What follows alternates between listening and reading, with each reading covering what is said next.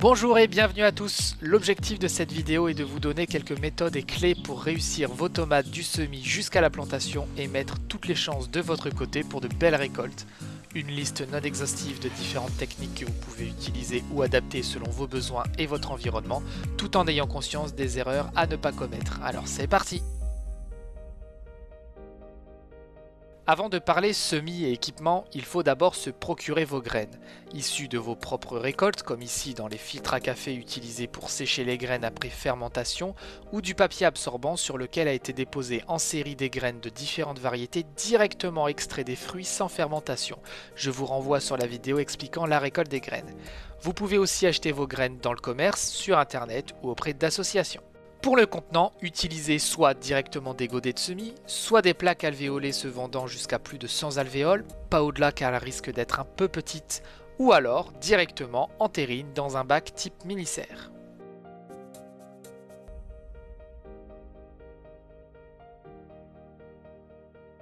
En terrine, l'utilisation de papier absorbant où les graines fraîches collées ont été déposées est une solution rapide et efficace. Déposez simplement le papier, utilisez des cure-dents ou autres pour marquer l'emplacement de chaque graine et n'oubliez pas de noter les variétés. Recouvrez ensuite de terreau et tassez. À ce propos, le terreau utilisé est un terreau à semis. Il doit être fin, aéré, l'eau doit bien y pénétrer. Toujours en terrine, vous pouvez semer directement les graines individuellement de vos paquets de graines, utilisez simplement des étiquettes de marquage après le semis.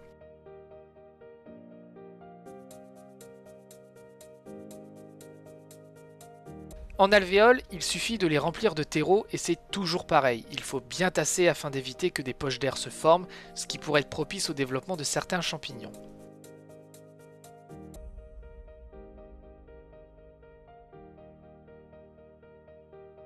Déposez ensuite 1 à 3 graines dans chaque alvéole, le meilleur des plants seulement pourra être gardé en cas d'excellent taux de germination.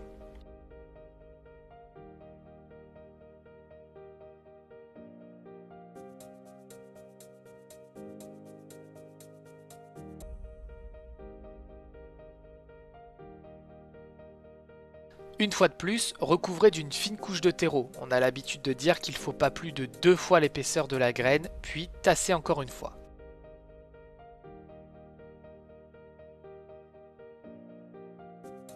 En godet, l'astuce sera de ne remplir que la moitié de terreau, ce qui sera suffisant pour permettre la germination et le développement les premières semaines. Au bout de 2 à 3 semaines, le niveau pourra être complété avec un terreau bien plus riche comme on le verra plus tard. Tout comme les alvéoles, on pourra déposer plusieurs graines en n'oubliant pas encore une fois de bien tasser.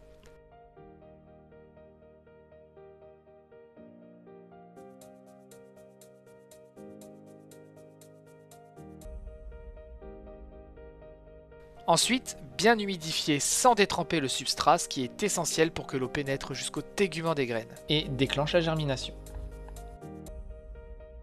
Une mise à l'étouffée sera propice les premiers jours pour permettre la hausse du taux d'humidité et une meilleure germination. L'emplacement de vos semis est important, il faut privilégier le maximum de lumière et une température entre 20 et 25 degrés jour et nuit. Un trop grand contraste tel qu'une trop faible luminosité et une haute température entraînera l'étiolement de vos semis, on dit qu'elles filent. On peut également s'équiper de chambres horticoles avec éclairage horticole basse consommation où toutes les conditions seront idéales pour la germination avec minuteur et thermostat ou même ventilation.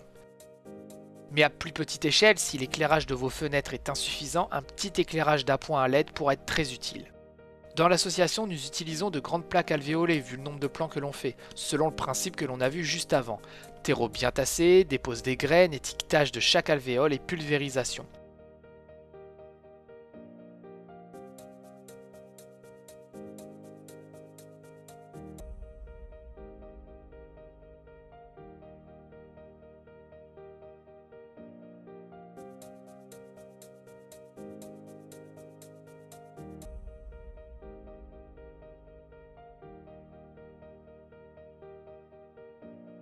Le nombre de plaques alvéolées nous oblige, afin de mettre toutes les chances de notre côté, d'utiliser des lampes horticoles ou en tout cas des structures qui nous garantissent un bon taux d'humidité, un éclairage optimal et une température adéquate.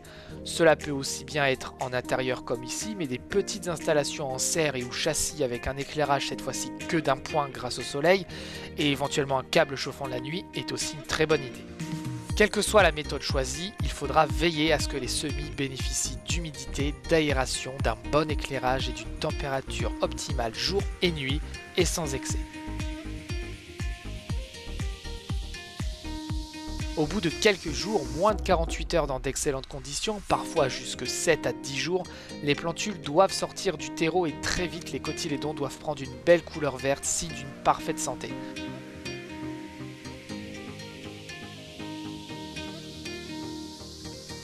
Durant les 3 semaines qui suivent, les premières feuilles vont apparaître, d'abord 2 puis 4, la tige s'allonger sans excès et s'épaissir.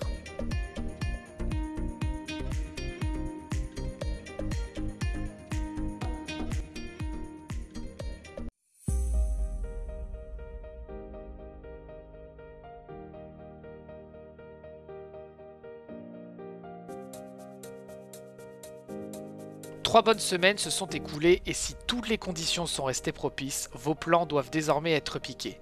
Ici, voilà le résultat des différentes méthodes. Avant toute chose, il faut absolument humidifier le terreau, voire le tremper dans l'eau afin de perturber le moins possible les plants et éviter d'abîmer trop de racines lors du rempotage.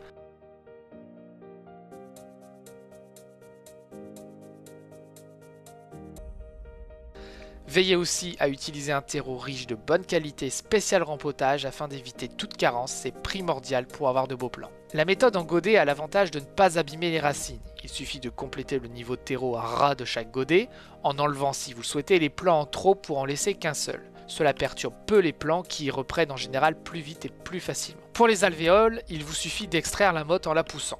Là encore, vous pouvez enlever les plants en trop et n'en repiquer qu'un seul. Il vous suffit de mettre la motte dans un godet de préférence assez haut. Vous pouvez même enlever un peu de terreau à la motte. Ces dernières doivent absolument être bien trempées pour éviter qu'elles se brisent et cassent les racines.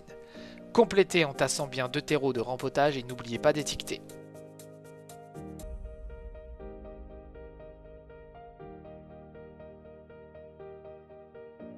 Enfin, pour la méthode en terrine, que cela soit le papier absorbant ou le semis graine par graine, il faudra veiller à conserver le maximum de racines. Les plants risquent de flétrir plus avec cette méthode et la fragilisation entraîne généralement un peu plus de pertes. Mais de cette manière, les plants obtenus sont en général bien costauds. La règle du tassage est toujours de mise, sans oublier encore une fois l'étiquetage.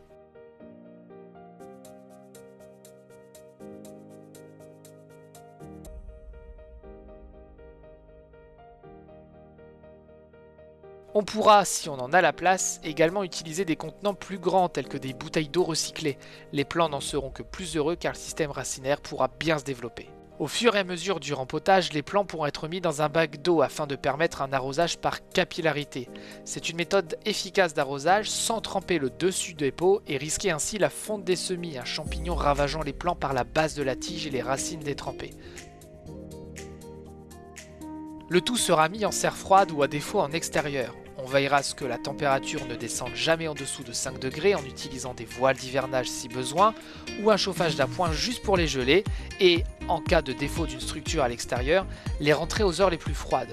La lumière du soleil sur toute la durée du jour leur sera très bénéfique.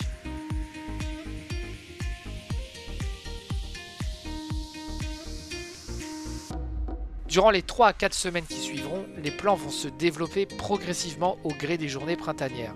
L'arrosage se fera uniquement lorsque le substrat commence à être bien sec, toujours par le dessous. En serre, on veillera à ventiler au maximum les journées les plus humides, toujours pour éviter la fonte des semis.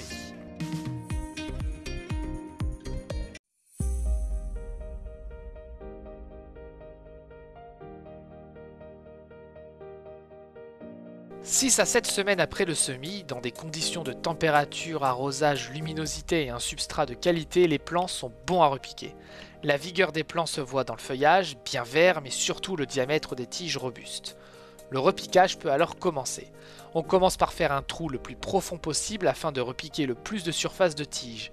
La tige enterrée des tomates a la capacité de reformer des racines, cela se voit sur les tiges par les petites protubérances blanches qu'elles forment. On arrose abondamment le trou puis on laisse l'eau s'évacuer. Cela servira de réserve d'eau durant les premiers jours du plan où on évitera d'arroser. Cela évite également que l'humidité s'installe sur toute la surface du sol les premiers jours, le temps que les plants reprennent de la vigueur et poursuivent leur croissance. Ensuite, on enlève le plant de son pot et on ôte toutes les feuilles à la base de la tige qui vont être enterrées afin d'éviter qu'elles pourrissent.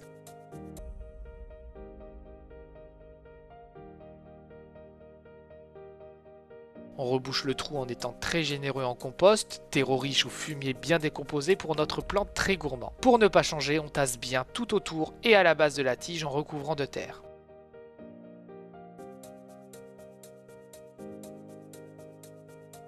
Un bon paillage permettra d'économiser de l'eau et de protéger le sol et les racines des très fortes chaleurs.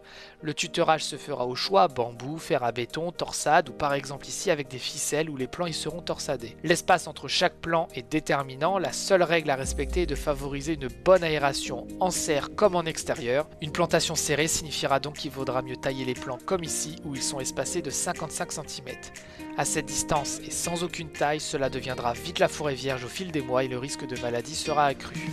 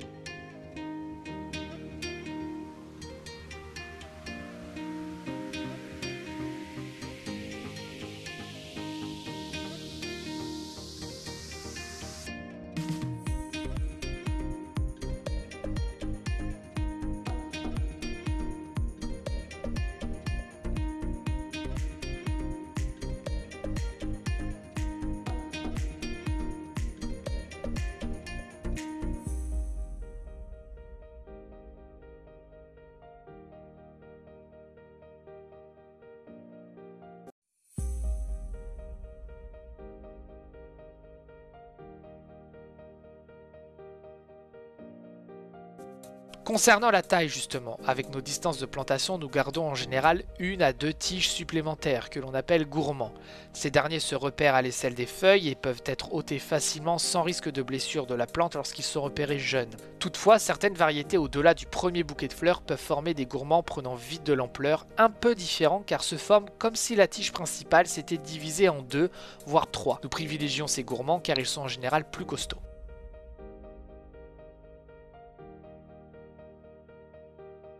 Les fleurs tête de chat, difformes et très gros, peuvent se former en début de saison lorsque les températures nocturnes sont froides. Il est possible de les retirer tôt en les repérant. Les fruits qu'ils donnent sont eux aussi difformes et cela se fait en général au détriment du bouquet. A noter qu'il ne faut pas récupérer les graines de ces fruits en général non conformes. De nombreux symptômes peuvent inquiéter sur l'état de santé de ces plants. L'un des plus courants est le jaunissement. Les feuilles les plus âgées sont souvent touchées, ils peuvent être dus à une carence dans le sol, parfois et souvent associés à un manque d'arrosage. Deuxième maladie, ou plutôt malformation, est la nécrose apicale, souvent surnommée cul noir. Une irrégularité d'arrosage et ou manque de calcium provoque une difficulté d'absorption de ce dernier. Résultat, la nouaison des fruits pose problème et une partie devient noire. Les maladies cryptogamiques comme le botrytis ou le mildiou sont de loin le plus grand fléau. Le meilleur moyen de les éviter est de faire en sorte qu'elles ne s'installent pas. Cela commence par une aération des plants pour chasser l'humidité au maximum, éviter d'arroser les feuilles et obtenir des plants non carencés voire renforcés grâce à des méthodes naturelles à base de silice. On peut aussi défavoriser la germination du champignon en baissant le pH avec le bicarbonate de soude ou en utilisant un fongicide tel que l'ail en cas de grand risque, voire le cuivre qui reste à utiliser intelligemment et avec parcimonie dans la bouille bordelaise au vu de sa toxicité pour le sol. Mais l'efficacité de ces traitements sera aléatoire et dépend de beaucoup de facteurs externes. Voilà, la vidéo touche à sa fin. Nous espérons que certaines méthodes et conseils vous seront utiles pour réaliser vos propres plans et obtenir, on l'espère, d'excellentes récoltes et de bonnes régalades. N'oubliez pas qu'outre ces possibilités, votre environnement, le climat, le sol, l'exposition, la superficie restent les principaux facteurs clés à prendre en compte pour réussir. Retrouvez-nous en tout cas sur les réseaux sociaux Facebook ou Instagram ainsi que sur notre site internet. Bonne culture à tous!